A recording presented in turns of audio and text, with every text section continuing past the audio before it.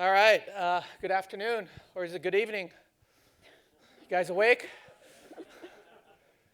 I'm Sean Muller, founder and CEO of iSpot. This is Diane Boyles, VP of Marketing at HomeAdvisor. And we're going to shift gears a little bit, right? Lots of talk about digital attribution and media mix earlier. We're going to kind of shift our attention to what attribution on television looks like, and more specifically, how to unify the different environments in television.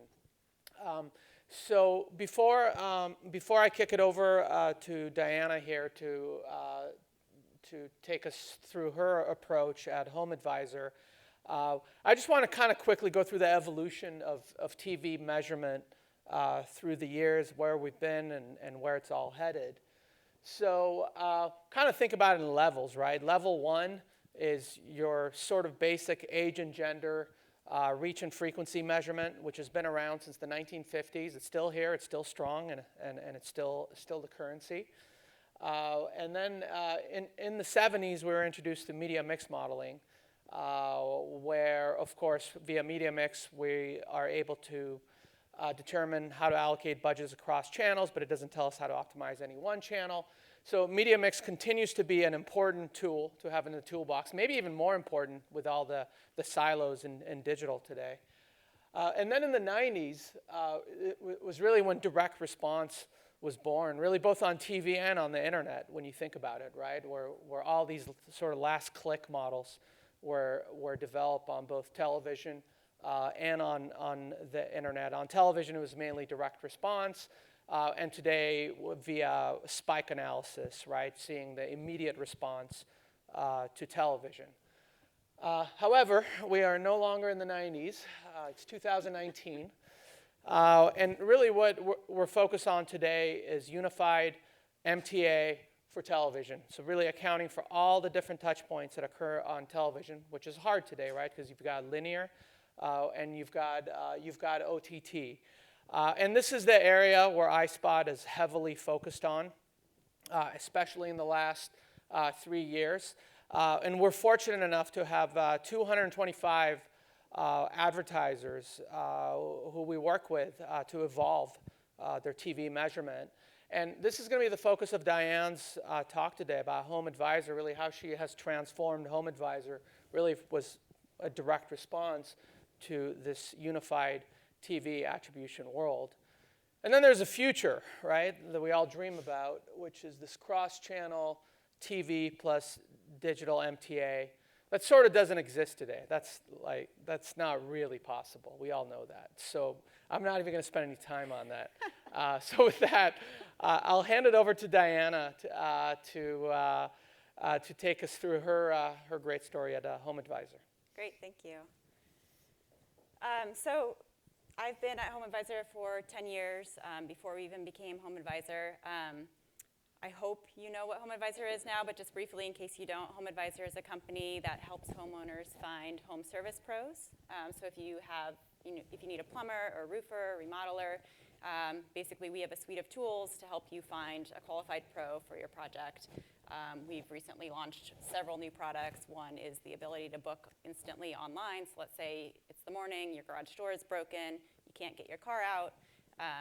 We can hopefully help you get a pro out immediately just by going to your HomeAdvisor app and submitting a service request right there. I thought this would be helpful after hearing all the brands talk this morning. I think there's a lot of brands here who approach marketing in a very similar way. We kind of follow these 3 rules from the very core DNA of our brand. So first, we always want to be forward-looking, and I think the best example of this is HomeAdvisor, then ServiceMagic, was founded in 1999. It's an online brand. Does anybody know how many US adults were going online with regularity in 1999? Less than 50. So it seemed a little odd to have an online brand where home services is still very much an offline thing to do. You go to your friend, you go to your neighbor to get a recommendation. So the founders at that time were looking to the future and thinking, okay, where do we think this space is going? So we carry that in our DNA, and it informs a lot of the marketing that we do. The second is that we were a digital first and still are a digital first company. So as an online company, all of our marketing in the early days was digital based. When I joined, again, 10 years ago, we actually didn't have a marketing team, so we were called consumer acquisition. We did paid search. That was all we did. And so over the last 10 years, we've evolved tremendously. But what that means for us is that everything needs to be measurable. Digital used to have such an advantage. I think there's been a lot of healthy debate today about how do we make sure that digital remains very, very trackable. But from the early days, it's been very trackable. And then finally, test and learn has always been in our DNA. And again, topic we've heard a lot about today, but I think a great example of this at HomeAdvisor was when we decided to rebrand in 2012. We wanted to build a brand. We wanted to go on TV, but we didn't want to just spend dollars. So we made sure that we tested into it first. We ran TV ads nationally for a period of time, took them off, looked for the lift overall in our business. We then did a lot of localized market-based testing to understand, okay, what level of TV advertising works the best. And those were all great tools to get us started in TV. Obviously left a lot of gaps, though. We didn't know which part of our TV dollars were working the hardest or the best, and so it was really hard to optimize. Fast forward a little bit to where we are today. We are now part of Angie Home Services. So in 2017, we merged with our largest competitor, Angie's List, hopefully a brand that you're also aware of. Handy is actually a New York-based brand. Super excited to have acquired them recently. They're doing a lot of really cool things in technology and home services. And then we also have brands around the globe. So what are we thinking about today? As a marketer, there's kind of two things that I think about a lot. One is, for a while, our customer has been older, wealthy homeowners. Millennials were delaying home purchases because of things like their school debt. Lending was very tightened, and so they were having trouble getting loans. But we're seeing that change now. And so 3 years in a row, millennials have made up the largest share of home purchases. And so as a marketer, I have to think, okay, how would I change my marketing mix to make sure that I reach them? The other side of the coin is this. And again, we've talked about this, and I've heard about it today. But behaviors are shifting, right? There's just a ton of great content today being produced, great video content. Hopefully we're all taking advantage of it. It has more than doubled since 2009 to 2016, but a lot of the growth is coming from non-traditional content producers, right? So not broadcast, not cable providers, but by online services. And what that means, as we all know, is that people are now streaming content whenever and wherever they want.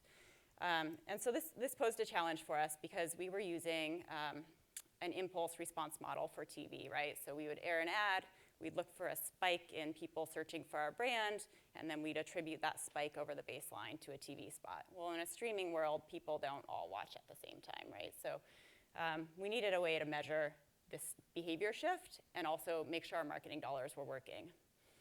All right, so how do we do that?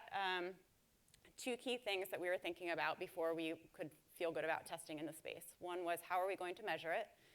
And two, okay, even if we can measure it, we can't measure streaming in a silo because we won't know how to compare it to the efficiency of all of our other dollars. So we wanted a solution that did both of that. We partnered with iSpot about 2 years ago, primarily to measure our linear media. But in discussions with them, we realized, wow, they can really help us in the OTT space as well. So we went through a long process across our organization to basically switch from our impulse model being our primary source of truth to our deterministic, or the iSpot model, being our primary source of truth for TV. I will say that we continue to use multiple ways of measuring TV, but iSpot's now what we go to for all of our day-to-day optimizations. And it was a 4-step process. First, we wanted to make sure we understood exactly what data was in the model, how the model was working, deterministic attribution. I think iSpot did a session earlier today. Hopefully you guys know, but basically there's software in your TV that allows companies to essentially listen to everything that you're watching. And then they can say, okay, this household saw a HomeAdvisor commercial. And then there's, we have pixels on our site. Through device mapping within the household, we're able to say this person saw the ad, They then came to the HomeAdvisor website, within an impulse window, maybe within a 2-hour window. But then we're also able to say they came within a 7-day window or a 30-day window, and we're able to then tie back the value of our TV dollars.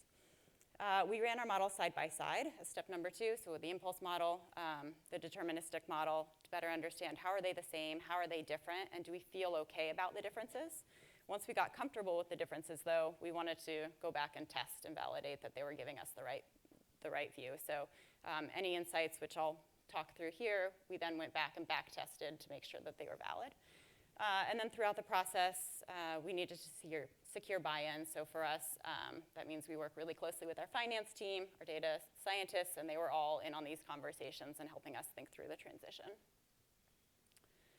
So here are some of the insights that we have from our journey. First, response rate varies a lot depending on the size of the earring. So in our impulse model, we realized we were getting a false positive on really small earrings. They were reaching a small number of people, but we were over-attributing the response to those. And so what that had led us to do was to invest a lot in really small earrings, daytime spots running on cable, and not invest as much on some of the larger spots that are typically more expensive, but we were getting kind of a false read on them. Next, and similar, we had optimized ourselves into this media footprint where, again, we were buying kind of really cheap daytime earrings because we were undervaluing the latent response that TV has. So through iSpot's deterministic model, we were able to understand spots that we run during prime time have a much more latent response. And I think intuitively that makes sense, right? You're really engaged in the programming that you're watching, and so you probably don't turn away to think about your broken sink at that moment, but hopefully the next day or a week later when it's bothering you again, you remember HomeAdvisor and you come back, and that's exactly what we saw. The third insight that I'll talk about is really when we started expanding into OTT. So we've tested, I think, 7 different OTT providers now, over the top, so streaming type providers. And going back to our business use case, it was really how do we reach a new audience? And so one of the things we really wanted to understand was, well, okay, Hulu says, for example, they have a different audience than linear. Is that really true? Using this model, because we know exact households who are exposed to our ads and on which content they're exposed to our ads, we were able to see that that was the case. We got incremental reach to the audience that we wanted by expanding into OTT. And then finally, my last insight, OTT for us, at least for several publishers, has a higher response rate than our linear media. And of course, this is important because we care about ROI. We want good response so that we can justify the cost of the media. So like I said, we've tested 7. Our 3 partners who we run with currently all outperformed our linear media.